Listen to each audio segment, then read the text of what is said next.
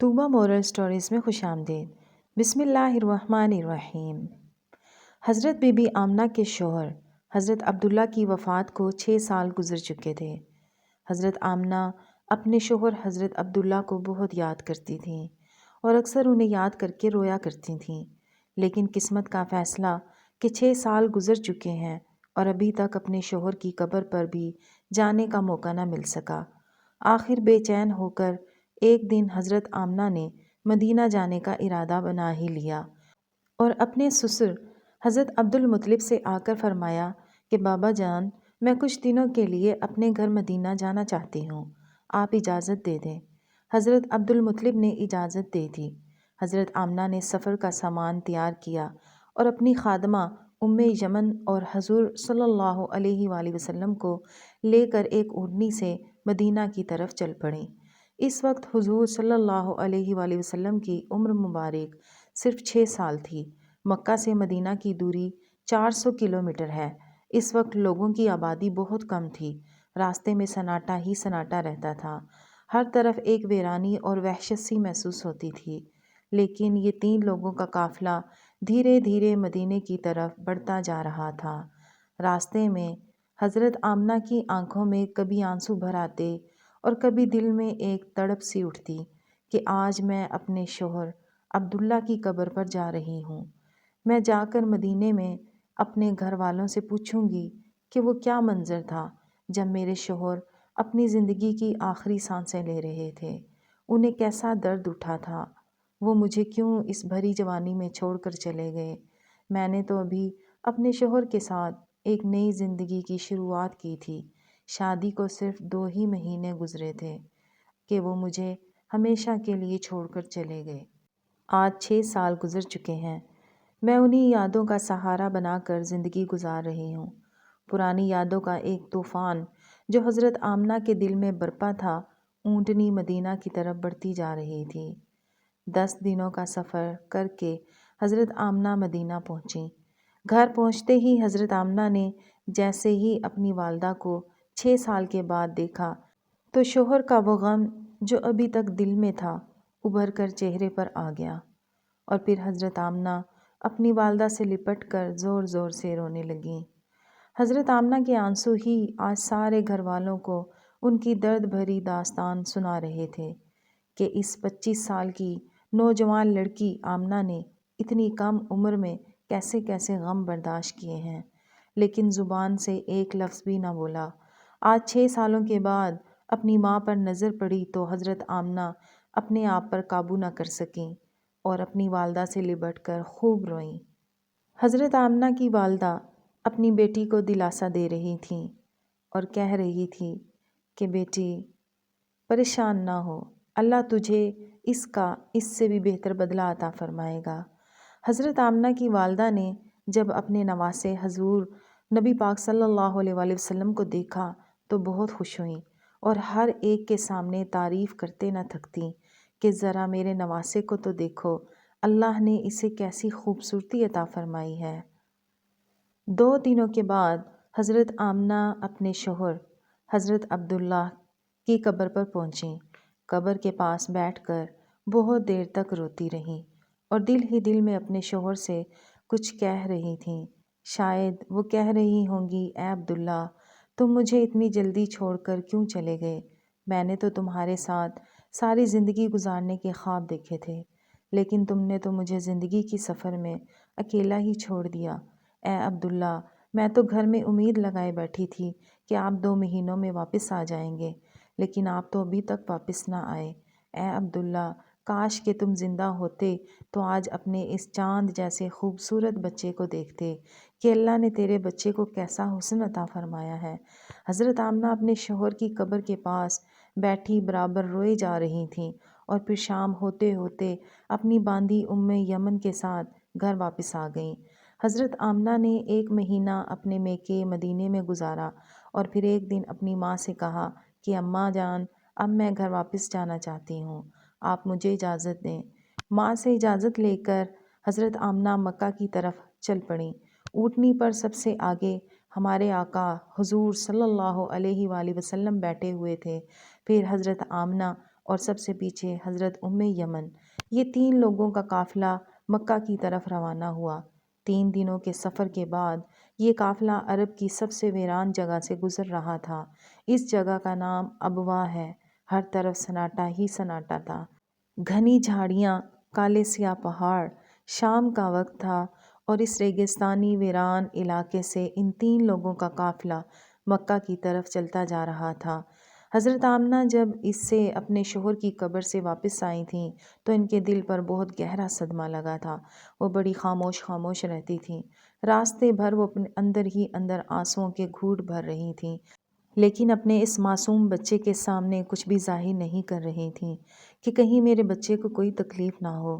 ابواء کے مقام پر پہنچ کر اچانک حضرت آمنہ کے سینے میں درد اٹھا۔ انہوں نے حضرت یمن کو فوراً بتایا کہ مجھے سینے میں درد ہو رہا ہے۔ حضرت یمن نے حضرت آمنہ سے کہا کہ آپ پریشان نہ ہوں، میں اونٹنی کو کسی اونچی جگہ پر روکتی ہوں۔ اور پھر حضرت یمن اونٹنی کو ایک اونچے ٹیلے پر لے کر پہنچی۔ اس جگہ پر پتھر کا ایک تخت سا بنا ہوا تھا۔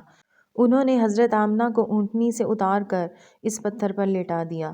حضرت آمنہ کے بار بار سینے میں عجیب سا درد اٹھ رہا تھا۔ شاید انہیں اپنے شوہر کا غم بہت زیادہ ہو گیا تھا، اس لیے انہیں دل کا دورہ آ رہا تھا۔ حضرت آمنہ بار بار اپنا سینہ پکڑ رہی تھیں اور درد کو روکنے کی کوشش کر رہی تھیں، لیکن قدرت کو کچھ اور ہی منظور تھا۔ ہمارے پیارے آقا صلی اللہ علیہ وآلہ وسلم اپنی امی کو گھبرائی ہوئی نگاہوں سے دیکھ رہے تھے۔ وہ سمجھ نہیں پا رہے تھے کہ میری امی کو کیا ہو رہا ہے۔ حضور صلی اللہ علیہ وآلہ وسلم کی عمر اس وقت صرف 6 سال تھی۔ آنکھوں میں آنسو بھرے ہوئے تھے، دل گھبرا رہا تھا اور بار بار ننھے محمد صلی اللہ علیہ وآلہ وسلم اپنی امی سے کہہ رہے تھے کہ امی جان، آپ مجھ سے بات کیوں نہیں کر رہی ہیں؟ آپ خاموش کیوں ہیں؟ مجھ سے بات کریں امی۔ حضرت یمن حضرت آمنہ کے سر پر ہاتھ پھیرتے ہوئے کہہ رہی تھیں، اے آمنہ، ہمت رکھو، تمہیں کچھ نہیں ہوگا، تم بالکل ٹھیک ہو جاؤ گی۔ لیکن حضرت آمنہ سمجھ چکی تھیں کہ شاید اب جانے کا وقت آ چکا ہے۔ حضرت آمنہ درد کی وجہ سے بار بار اپنی آنکھیں بند کرتیں اور کھولتیں۔ حضرت آمنہ آنکھ کھول کر اپنے 6 سالہ کم سن بچے کو دیکھتیں اور دل ہی دل میں سوچتیں کہ اب میرے اس یتیم بچے کا کیا ہوگا؟ میرے بچے نے اپنے باپ کا سایہ تو دیکھا ہی نہیں اور اب میں بھی چھوڑ کر جا رہی ہوں۔ نہ بہن ہے نہ بھائی ہے، میرا بچہ اب کس کے سہارے جیے گا؟ حضرت آمنہ درد کی وجہ سے بار بار اپنی آنکھیں بند کر لیتیں، لیکن ننھے محمد صلی اللہ علیہ وآلہ وسلم اپنی امی کو بلاتے اور روتے ہوئے پوچھتے، امی جان، آپ کو کیا ہو رہا ہے؟ آپ صلی اللہ علیہ وآلہ وسلم کو اندازہ بھی نہیں ہو رہا کہ یہ کیا ہو رہا ہے، کیونکہ آج تک ہمارے آقا صلی اللہ علیہ وآلہ وسلم نے کسی کو مرتے ہوئے نہیں دیکھا تھا۔ حضرت آمنہ نے موت سے چند لمحے پہلے سارا زور لگا کر اپنی آنکھیں کھولیں اور اپنے 6 سال کے بچے کے سر پر ہاتھ رکھتے ہوئے کہا کہ میری جان، پریشان نہ ہونا، اب میں جا رہی ہوں۔ تم اس باپ کے بیٹے ہو جس کا نام عبداللہ ہے اور جنہیں اللہ نے 100 اونٹوں کی عوض زندگی عطا کی تھی۔ میں نے جو خواب دیکھا اگر وہ سچا ہے تو اللہ نے آپ کو نبی بنا کر بھیجا ہے۔ بس لوگوں کو حلال اور حرام میں تمیز سکھانا۔ ہر انسان کو موت ہے، میں بھی اللہ کو جان دے رہی ہوں، مگر میرا نام میرے بیٹے کی صورت میں ہمیشہ زندہ رہے گا۔ اے میرے بیٹے، پریشان نہ ہونا، اب میں جا رہی ہوں، لیکن ساری دنیا کو ایک ایسا بچہ دے کر جا رہی ہوں جو ساری کائنات کو روشن کرے گا۔ اتنا کہہ کر حضرت آمنہ نے حضور صلی اللہ علیہ وآلہ وسلم کا سر اپنے سینے پر رکھ لیا اور اپنی آنکھیں بند کر لیں اور اپنے خالق حقیقی سے جا ملیں۔ حضور صلی اللہ علیہ وآلہ وسلم نے محسوس کیا کہ میری امی کی کوئی آواز نہیں آ رہی ہے، تو سر اٹھا کر دیکھا تو حضرت آمنہ کی وفات ہو چکی تھی۔ 6 برس کی عمر میں والدہ چل بسیں، جو کہ ساری محبتوں کا محور تھیں۔ جنگل بیاباں ہے، نہ بہن ہے نہ بھائی، نہ کوئی رشتہ دار، ایک خادمہ ہے۔ کیا ان کی تسلی بھی آپ کو صبر دے سکتی تھی؟ آپ ماں کے سینے پر سر رکھ کر رو رہے ہیں اور امی امی پکار رہے ہیں۔ دوستو، وہ کیا دردناک منظر ہوگا کہ مکہ مدینہ کی آبادی سے بہت دور ایک سنسان علاقے میں 6 سال کا بچہ اپنی ماں سے لپٹ کر رو رہا ہے اور اپنی ماں کو مرتے ہوئے دیکھ رہا ہے۔ شاید اس دن آسمان کے فرشتے بھی رو دیے ہوں گے۔